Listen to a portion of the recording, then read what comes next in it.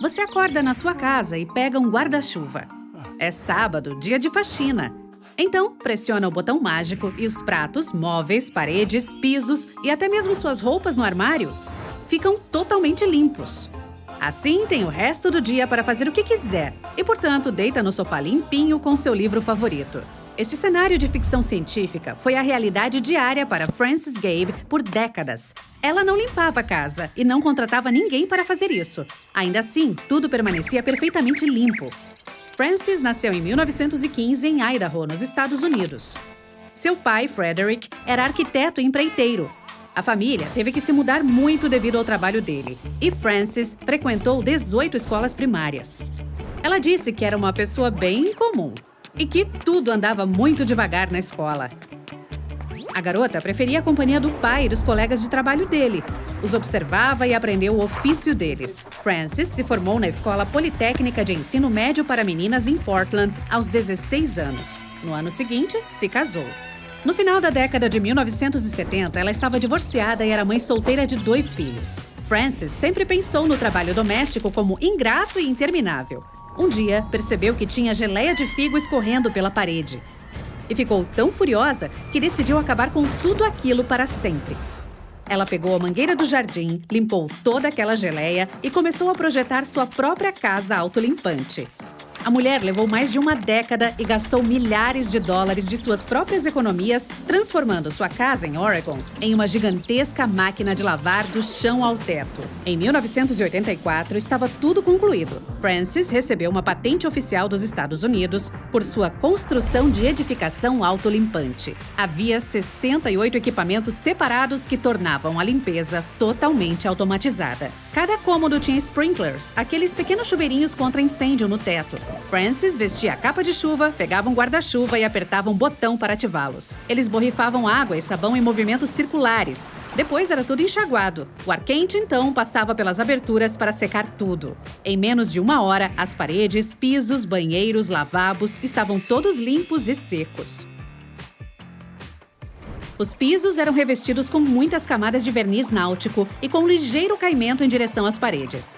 Havia calhas na borda de cada cômodo. A água escoava da casa para a casinha do cachorro para lavar o cão ao longo do caminho. Móveis que não deveriam ser molhados eram cobertos por caixas de acrílico transparentes feitas de resina. Os livros tinham capas à prova d'água. Os papéis eram lacrados em uma caixa plástica e as fotos nas paredes tinham proteções de vidro para mantê-las seguras. Toldos cobriam as camas para mantê-las secas.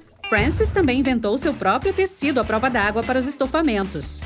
O armário deixava os pratos limpos sem qualquer necessidade de ajuda. As roupas eram colocadas dentro de um armário em cabides para lavar e secar. Depois, ainda em cabides, eram puxadas para dentro do armário com correntes. E todas as tomadas elétricas ficavam cobertas com segurança, é claro. Não havia tapetes nem cortinas.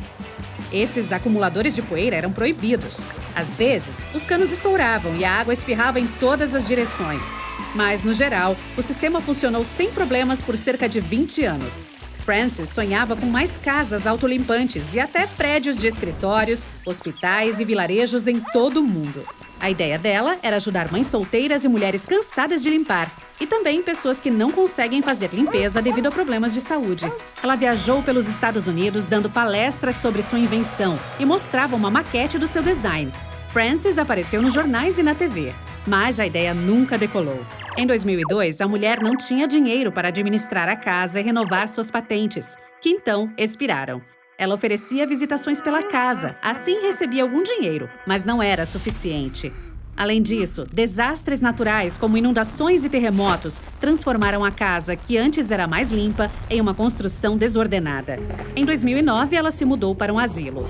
A casa foi vendida alguns anos depois para um novo proprietário, que precisou limpá-la sozinho. Muitas pessoas zombaram da ideia e a revolução da casa autolimpante nunca aconteceu. Ainda assim, arquitetos e construtores de hoje admitem que a ideia dela era funcional e vale a pena revitalizá-la. Em 1998, quando os computadores estavam decolando e ocupando toda a atenção, alguém inventou e patenteou uma ideia brilhante de um porta-doces motivacional. Ele era equipado com um sensor óptico conectado ao monitor. O sensor ficava de olho em todas as atividades e recompensava a pessoa com doces por enviar um e-mail de trabalho ou terminar uma longa tarefa importante. Quanto mais tarefas de trabalho eram executadas, mais doces o usuário ganhava. Uma bolsa de pulso semelhante a um ciborgue para carregar lápis, telefone, protetor labial e outras pequenas necessidades no pulso foi patenteada em 2001. Se você não gosta de varrer as folhas no outono, provavelmente adoraria esta solução única descrita por seu inventor como compatível com o movimento natural do corpo de uma pessoa. A calça para recolher folhas tem tubos flexíveis com zíper presos às pernas da calça e uma rede presa no meio para recolher as folhas enquanto se caminha. É possível remover com facilidade os montes que ficaram para trás mais tarde. O capacete estufa foi projetado para levar a natureza para pessoas da cidade grande. A pessoa coloca na cabeça uma cúpula fechada com proteção anti-embaçante, com plantas minúsculas em prateleiras embutidas. Quando ela expira, as plantas cuidam de todos os elementos nocivos e a recarregam com o mais puro oxigênio. O capacete seria equipado com um sistema de intercomunicação para permitir a comunicação com pessoas fora da redoma. No caso de você ter um animal de estimação, mas não dispor de 24 horas por dia para dar toda a atenção que ele deseja, provavelmente apreciaria o acariciador automático de pets. Trata-se de uma mão mecânica que funciona tanto para cães quanto para gatos, além de tocar músicas relaxantes para eles. O equipamento é ativado quando acusa a entrada do bichinho em uma plataforma com sensor de movimento. As orelhas dos animais de estimação podem entrar em lugares errados como um prato e espalhar a comida por tudo. Em 1980, alguém decidiu cuidar disso e patenteou os leves e ajustáveis protetores auriculares para animais, super fáceis de usar. Eles foram projetados especialmente para os cães com orelhas longas, para evitar qualquer contato com a comida. Os inventores também sugeriram decorar os tubos em ocasiões especiais. Uma máscara facial anti-alimentação foi inventada na mesma época para quem tem que passar o dia perto de comidas por motivos profissionais. Chefes, cozinheiros e outros funcionários de restaurantes que lidam com alimentos podem colocá-la e trancá-la com um pequeno cadeado. Respirar e falar ainda é possível, mas torna a alimentação altamente problemática. O mais importante é não perder a chave, ou seria preciso fazer uma dieta eterna. Calças para trenó foram equipadas com um assento para deslizar em declives e tiras para as pernas e cintura para mantê-las presas com segurança ao usuário. Elas foram configuradas para assumir a forma do corpo humano. Para parar o trenó assim que se chega ao destino, é necessário dobrar a parte inferior para cima e sair fingindo que nem andou com as próprias calças. O exercitador de cabeça foi inventado em 1923 para proporcionar uma melhor circulação. Duas pessoas seguravam uma placa de metal entre os dentes. As placas eram mantidas juntas por uma mola. Conforme cada pessoa puxava em sua direção, era como uma espécie de cabo de guerra com a cabeça. Alguém teve uma ideia brilhante de um relógio que permitia ao usuário saber quanto tempo ele ainda teria de vida em anos, meses e minutos.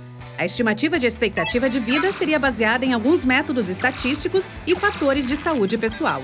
O relógio tinha um microprocessador para armazenar dados e botões e interruptores para redefinir esses parâmetros. Roupas com display para animais seriam a escolha perfeita para aqueles que não podem deixar o pet sozinho em casa. É um colete ou cinto com muitas passagens tubulares que circundam o corpo do proprietário. Toda a construção é transparente. Existem pequenos compartimentos para alimentação e é ótimo para levar o animal para passear. Um solicitador automático de gorjetas consistia em uma mão artificial e uma caixa para o dinheiro para usar na cintura. Quando o dinheiro que alguém depositasse não fosse suficiente, surgiria um aviso de venda proibida. Sapatos marinhos inventados nos anos 60 tornaram possível caminhar sobre a água. Eles usavam hélices de pé de pato e exigiam um bom senso de equilíbrio do usuário para se manter à tona.